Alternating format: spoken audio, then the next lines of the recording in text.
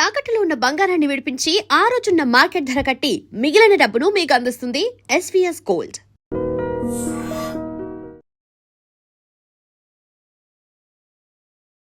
వాగర్థావివ సంపృక్తౌ వాగర్థ ప్రతిపత్తయే జగతః పితరౌ వందే పార్వతీ పరమేశ్వరౌ. ఆదిత్యాయ చ సోమాయ మంగళాయ బుధాయ చ గురుశుక్ర శనిభ్యశ్చ రాహవే కేతవే నమః. శృంగేరి జగద్గురు పీఠాధిపతులకి, కంచి పీఠాధిపతులకి నమస్కారములు తెలియచేసుకుంటూ కార్యక్రమాన్ని ప్రారంభిద్దాం. జై శ్రీరామ్. ఇక్కడ మనం ఈరోజు గమనించుకోవాల్సినటువంటిది, శ్రీరామనవమి సందర్భంగా రాముల వారిని స్మరించుకోవడం. శ్రీరాఘవం దశరథాత్మజమప్రమేయం ఆజానుబాహుం అరవిందదళాయతాక్షం రామం నిశాచర వినాశకరం నమామి. మనము గమనించుకున్నట్లయితే, ఒక కొడుకు కావాలి అనంటే శ్రీరాముడు లాంటి కొడుకు కావాలి, భర్త కావాలి అంటే శ్రీరాముడు లాంటి భర్త కావాలి, ఒక తండ్రి కావాలి అంటే శ్రీరాముడు లాంటి తండ్రి కావాలి, ఒక రాజు మనకు కావాలి అంటే రామ పరిపాలన, రామరాజ్యం కావాలి, రాముడిలాగా పరిపాలించే మహానుభావుడు మనకు ఉండాలి మన దేశానికి, ఈ ప్రపంచానికి అని కోరుకుంటాం. అందులో తప్పు లేదు, స్వార్థం. ఎందుకంటే ఈ యొక్క సంబంధించినటువంటి త్రేతాయుగం కాలం నాటిది ఈ యొక్క రామరాజ్యం. కొన్ని వేల సంవత్సరాలు గడిచినప్పటికీ ఇప్పటికీ కూడా ఆ రాముణ్ణి మనం ఆదర్శ పురుషుడిగా కొలుస్తూ ఉన్నాం. దీనికి కారణం అతను ధర్మ మార్గాన నడిచినటువంటి ప్రయాణం. ఈ సందర్భంగా, శ్రీరామనవమి సందర్భంగా శ్రీరాముల వారి యొక్క జాతక విశ్లేషణ చేసుకోవడం, ఆ జాతక విశ్లేషణ గురించి వివరాలు పూర్తిగా ఆశాంతం వీక్షించడం నిజంగా ఒక గొప్ప యోగం అని చెప్పవచ్చు.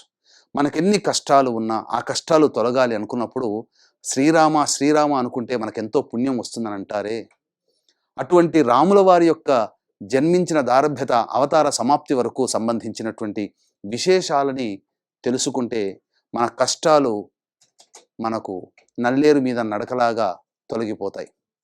కాబట్టి ఇక్కడ గమనించాల్సినటువంటి అంశము, ఈ శ్రీరాముల వారి యొక్క జాతకాన్ని మనం తెలుసుకుందాం. మనకు సాధారణంగా శ్రీరాముల వారు చైత్రశుద్ధ నవమి అభిజిత్ లగ్నంలో మధ్యాహ్న సమయంలో చంద్రుడు పునరుసు నక్షత్రం 4వ పాదంలో ఉండగా జన్మించడం జరిగింది అని చెప్తున్నారు. అనగా మనకు వాల్మీకి రామాయణమే దీనికి ప్రతీక. కాబట్టి కర్కాటక లగ్నములో చంద్రుడు, అదే ఉచ్చస్థితి పొందినటువంటి గురువు, అలాగే గ్రహ సంపత్తి కనుక చూసుకున్నట్లయితే సప్తమాధిపతి శని ఉచ్చస్థితి వక్రీకరించి ఉన్నటువంటి పరిస్థితి, అలాగే షష్టమందు రాహువు మరియు సప్తమందు కుజుడు ఉచ్చస్థితి, అలాగే భాగ్యమందు పితృకారకుడైనటువంటి రవి, అలాగే శుక్రుడు ఉచ్చస్థితి, దశమమందు బుధుడు మరియు వ్యయస్థానమందు కేతువు. ఇక్కడ చాలామందికి మనకు ఉన్నటువంటి సందేహము ప్రధానంగా 5 గ్రహాలు ఉచ్చస్థితిలో ఉన్నాయి కదా, మరి మనం చెప్పుకుంటే గురువు, శని, కుజుడు, శుక్రుడు ఈ 4 గ్రహాలే ఉన్నాయే, మరి 5వ గ్రహమైనటువంటిది రవి తప్పు ప్లేస్మెంట్లో వేశారా అని చెప్పి చాలామందికి సందేహం రావచ్చు. కానీ వాల్మీకి వారు మనకు సరి అయినటువంటి జ్ఞానమైనటువంటి శ్లోకాన్ని మనకు అందులో పొందుపరిచారు. కానీ మనం దాన్ని అన్వయించుకోవడం వల్ల, కొద్దిగా తేడా ఉండడం వల్ల మనం ఈ రవి ప్లేస్మెంట్ని ఈ మేషంలో వేసుకొని ఉచ్చస్థితిలో చూపిస్తున్నాం. అలాగే బుధుడిని దశమస్థానం కాకుండా లాభస్థానంలో ఈ యొక్క వృషభ రాశిలో ఉండగా చూపిస్తున్నాం.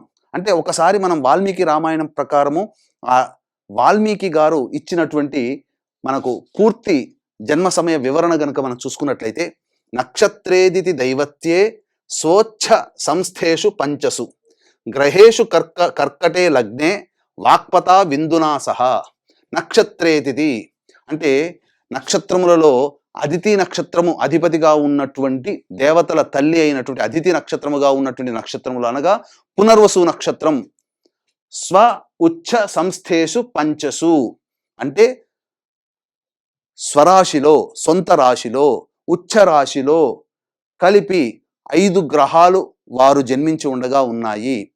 ఈ యొక్క ప్రమాణాన్ని మనం అనుసరించుకున్నట్లయితే సొంత రాశిలో చంద్రుడు ఉన్నాడు, ఒకటి తేలిపోయింది. ఉచ్చస్థితిలో గురువు, శని, కుజుడు, శుక్రుడు ఉన్నాడు. మొత్తం 4 గ్రహాలు ఉచ్చస్థితి. కాబట్టి మొత్తంగా ఇక్కడ స్వోచ్ఛ సంస్థేషు పంచసు అని మనకు ఇందులో సుస్పష్టముగా మనకు తెలియపరచడం జరిగింది. కాబట్టి ఇక్కడ ఇంకొక వివరణ కూడా ఇస్తాను. ఒక రోజు ఒక తిథి ప్రమాణము గడవాలి అని అనుకుంటే 12 డిగ్రీలు మూవ్ అవ్వాలి. ఓకే, ఇక్కడ ఒక తిథి = 12 డిగ్రీలు అన్నప్పుడు 8 రోజులు దాటి 9వ రోజుకు ప్రవేశం చేయాలి. అంటే 1296 డిగ్రీలు పూర్తి అవ్వాలి. రవి గనక మేషరాశిలో ఉంటే, రవి నుంచి చంద్రుడు కదులుతాడు కదా, ఈ 3 రాశులు కదిలేసరికల్లే ఎంత అవుతుంది? 30 డిగ్రీలు 30 డిగ్రీలు అన్నప్పుడు ప్రధానంగా 90 డిగ్రీలు అంటే 91 డిగ్రీలో ఉండగా శ్రీరాముల వారు జన్మించాలి. కానీ 91 డిగ్రీ అంటే అష్టమి రోజున జన్మించుండాలి. అదే నవమి రోజున అంటే పుష్యమి నక్షత్రంలో పడుతుంది రాముల వారి యొక్క జన్మ నక్షత్రం. కానీ పునర్వసు నక్షత్రం కదా, కాబట్టి 96 డిగ్రీలు అన్నప్పుడు రవి మీన రాశిలో ఉండగా, అది కూడా వ్యయాధిపతి అయినటువంటి బుధుడి నక్షత్రంలో ఉండగా, రవి వ్యయాధిపతి అయినటువంటి బుధుడి నక్షత్రంలో ఉండగా 96 డిగ్రీలు పూర్తి అయి 97 డిగ్రీ అన్నప్పుడు ఖచ్చితముగా ఈ యొక్క కర్కాటక లగ్నము కర్కాటక రాశి అయినటువంటి పునర్వసు నక్షత్రంలో ఉండగా జన్మిస్తారు. కాబట్టి రవి ప్లేస్మెంట్ ఎప్పుడు కూడా ఇది మీనమే అని చెప్పవచ్చు. ఇక గమనించుకున్నట్లయితే ప్రధానంగా ఏంటండి వీరి యొక్క జాతకాన్ని కనుక మనం పరిశీలన చేస్తే అద్భుతంగానంటే నిజంగా, ఎందుకంటే గజకేసరి యోగాన్ని సూచిస్తున్నటువంటిది, అలాగే ఈ గురుచంద్రుల యొక్క కలయిక, అలాగే హంసయోగాన్ని సూచించేటువంటి గురువు, శశయోగాన్ని సూచించేటువంటి శని ఉచ్చస్థితి, రుచక యోగాన్ని సూచించేటువంటి కుజుడి యొక్క ఉచ్చస్థితి, అమల యోగాన్ని సూచించేటువంటి శుక్రుని యొక్క ఉచ్చస్థితి. ఎంత గొప్ప యోగవంతుడైనటువంటి జాతకం అండి. కానీ ఎంతటి తెల్లటి చంద్రుడికైనా మచ్చ అనేటువంటిది ఉంటుంది కదా, అలాగే వీరి జాతకంలో కూడా ఉన్నటువంటి కొన్ని దోష ప్రభావాల ఫలితము వలన కొన్ని ఇబ్బందులు అనేటువంటివి వారి యొక్క జన్మ జాతక రీత్యా ఎదుర్కోవడం అనేటువంటిది జరిగింది. ముఖ్యంగా మనం గమనించుకున్నట్లయితే ప్రధానంగా ఈ యొక్క శని కుజులు, పాపగ్రహాలైనటువంటి శని కుజులు కేంద్ర స్థానంలో ఉండి ఈ యొక్క గురు మీద వీక్షణ ఉన్నటువంటి కారణం చేత ఇది దైవ శాపము, బ్రాహ్మణ శాపాన్ని సూచించేటువంటి స్థితి.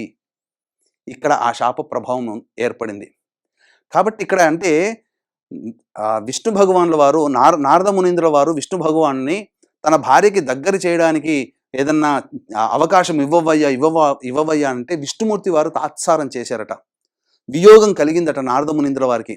ఆ కారణం చేత నారద మునీంద్రుల వారు ఇచ్చినటువంటి శాప ప్రభావము ఈ యొక్క రామావతారంలో అనుభవించాల్సి వచ్చింది. అంటే నారద మునీంద్రుడి యొక్క శాపము రామావతారంలో వారు అనుభవిస్తున్నారు. అందుకనే శని కుజుడు సప్తమ దృష్టితో, శని దశమ దృష్టితో గురుగ్రహాన్ని వీక్షించడం, నవమాధిపతి అయినటువంటి గురుగ్రహాన్ని వీక్షించడం దైవ బ్రాహ్మణ శాపము అని మనకు సుస్పష్టముగా చెప్పబడుతుంది.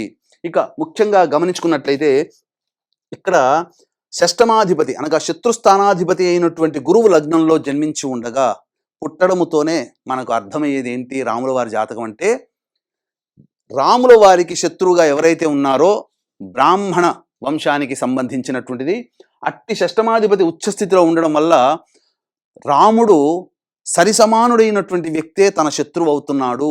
అది ముందుగానే జన్మించే సమయానికే నిర్ధారించబడింది. ఎందుకంటే రావణాసురుడు బ్రాహ్మణ వంశంలో జన్మించి గొప్ప పోరాట యోధుడు, ధీశాలి, మహాజ్ఞాన సంపన్నుడు, సకల కళల్లో ఆరితేరినవాడు. కానీ ఒక్క స్త్రీ జారత్వం అనేటువంటి ఒక్క దుర్గుణం చేత పూర్తిగా నిహతుడయ్యాడు. అంతేకాకుండా ఈ షష్టమ స్థానంలో రాహువు నీచ స్థితి ఉన్నటువంటి కారణం చేత ఇక్కడ శత్రు సంహారం చేయడానికి మాత్రమే పుట్టినటువంటి వ్యక్తి, అనగా శత్రువు తనకన్నా బలహీనుడు అవుతాడు భవిష్యత్తులో అని షష్టమ స్థానంలో ఉన్నటువంటి రాహు యొక్క సూచించేటువంటి స్థానముగా చెప్పబడి ఉంది. ఇక్కడ గమనించుకున్నట్లయితే ప్రధానంగా భాగ్యస్థానములో భాగ్యకారకుడైనటువంటిగా పితృకారకుడైనటువంటి రవి ఉచ్చస్థితి పొందినటువంటి శుక్రునితో కలిసి ఉన్నటువంటి కారణం చేత పుట్టడమే చక్రవర్తి వంశంలో జన్మించి ఉండడం అనేటువంటిది సబబుగానే జాతకరీత్యా మనం చెప్పవచ్చు. భాగ్యాధిపతి ఉచ్చస్థితిలో ఉండడం కూడా దీనికి ప్రధానమైనటువంటి తార్కాణము. ఇక మనం గమనించుకున్నట్లయితే ప్రధానంగా ఈ యొక్క స్వామివారికి సంబంధించి చూసుకుంటే గురువు దశ పునరుసు నక్షత్రం 4వ పాదంలో జన్మించాడు కాబట్టి ఉజ్జాయింపుగా గురుదశ 3 లేదా 4 సంవత్సరాలు మనం వేసుకుంటే తదనంతరం శని మహాదశ ప్రారంభమైంది.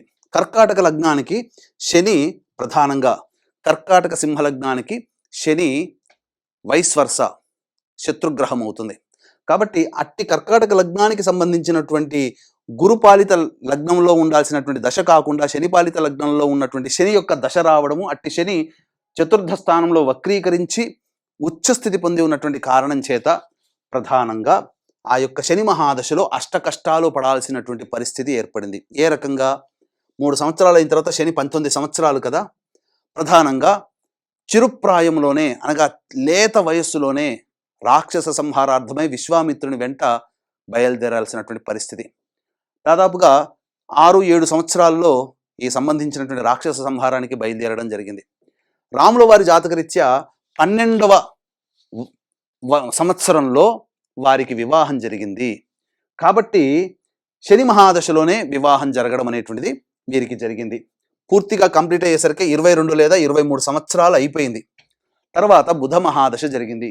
బుధుడు జన్మించిన లగ్నానికి తృతీయాధిపతి వ్యయాధిపతి పాపి. ఇక్కడ మనం గమనించుకున్నట్లయితే వ్యయాధిపతి కర్మస్థానంలో స్థితి పొంది ఉండడం, వ్యయస్థానంలో కేతు ఉండడం, అట్టి కర్మస్థానంలో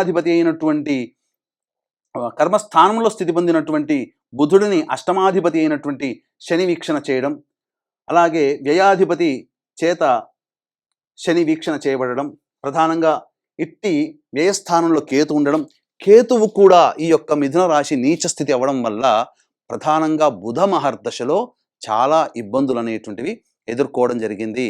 ఊహించని ఇబ్బందులు బుధ మహాదశలో. బుధుడు సవ్యంగా సాగిపోయినా బుధుడిలో కేతువు రాగానే వనవాసానికి వెళ్లాల్సి వచ్చింది. అంటే దాదాపుగా 24.5 సంవత్సరాలు లేదా 25 సంవత్సరాలు.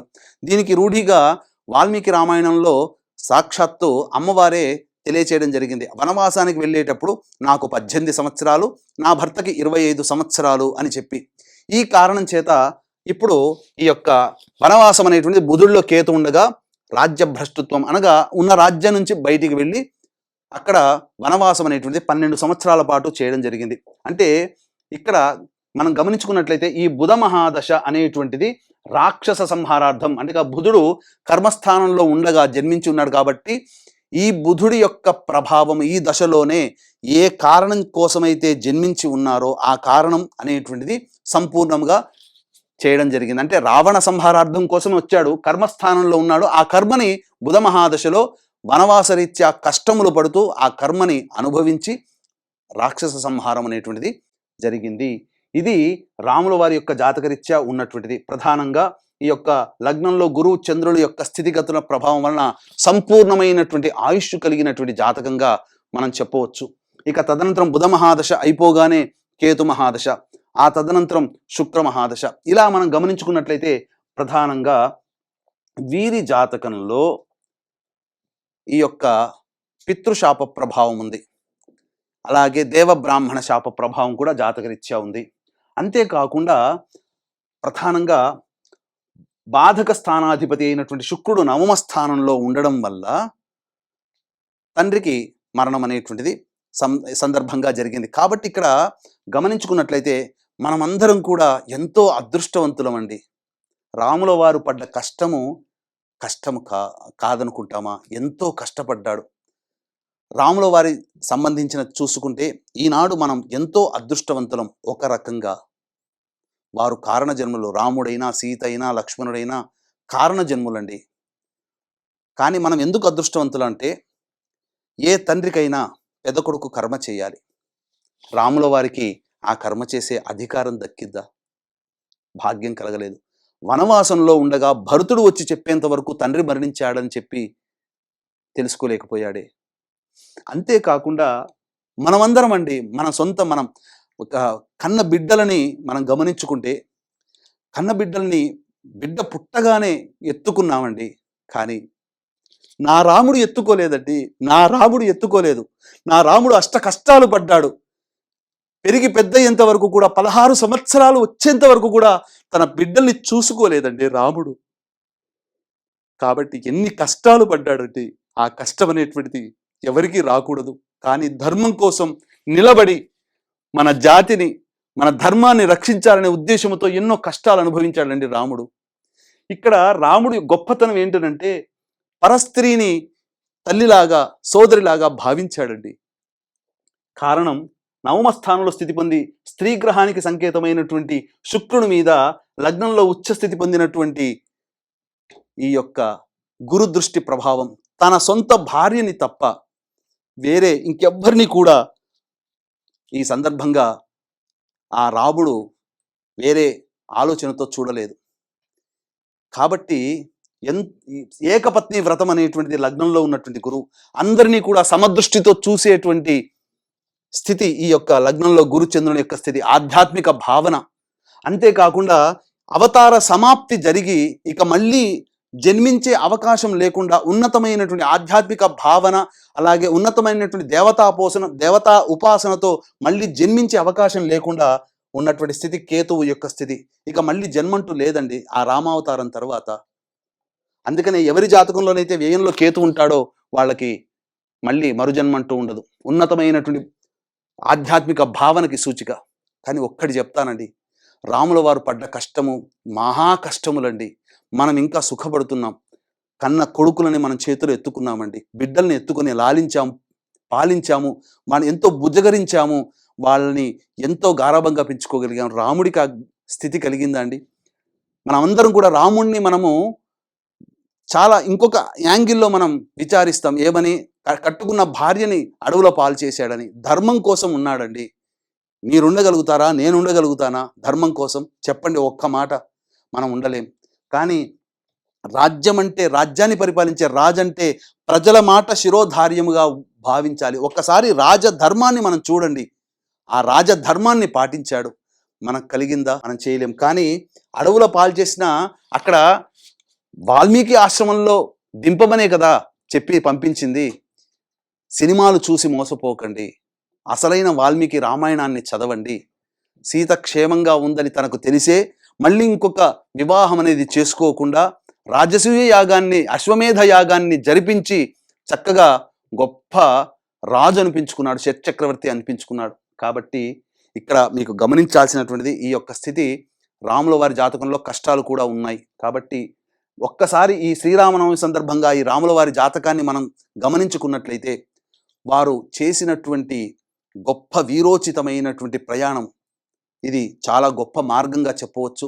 ఇప్పటికీ కూడా మనం ఎంతో ఆదర్శ పురుషుడైనటువంటి విధంగా చెప్పుకునేటువంటి ఈ కాలాన్ని కాదు, ఈ యొక్క భూమి ఉన్నంత వరకు కూడా ఆదర్శ పురుషుడుగా చెప్పుకునేటువంటి స్థితి కేవలం ఒక్క రాముల వారికి మాత్రమే అని చెప్పవచ్చు. అందుకనే ఆసేతు హిమాచలం ప్రపంచవ్యాప్తముగా అందరి చేత కొనియాడబడేటువంటి ఆదర్శ పురుషుడు ఎవరయ్యా అంటే రాముల వారు మాత్రమే అనే విషయాన్ని గమనించుకోవాలి. శ్రీరామనవమి రోజున అందరూ చక్కగా ఈ సంబంధించినటువంటి దైవానుగ్రహాన్ని పొందే ప్రయత్నం చేస్తూ ఆ స్వామివారి కళ్యాణంలో భాగస్థులై మీ యొక్క సంకల్పం స్వామివారికి నివేదన చేయండి. తప్పకుండా ఆ సంకల్పం రాముల వారి యొక్క అనుగ్రహంతో, ఆంజనేయ స్వామి యొక్క అభయ హస్తముతో మీ యొక్క సంకల్పం తప్పకుండా నెరవేరుతుందని చెప్పడంలో ఏమాత్రం సందేహం లేదు. ఇంతటి భాగ్యము ఆ స్వామివారి యొక్క జాతక చక్రాన్ని వివరించగలిగే భాగ్యం దొరికినందుకు అదృష్టవంతులం. అంతేకాకుండా ఈ యొక్క వివరణ అంతా కూడా మీరు వీక్షించి, కనులారా వీక్షించి మనస్సుని తృప్తిపరుచుకున్నటువంటి మీకు కూడా అంతే భాగ్యం కలుగుతుందని తెలియజేస్తూ సర్వం శ్రీ ఉమామహేశ్వర పరబ్రహ్మార్పణమస్తు.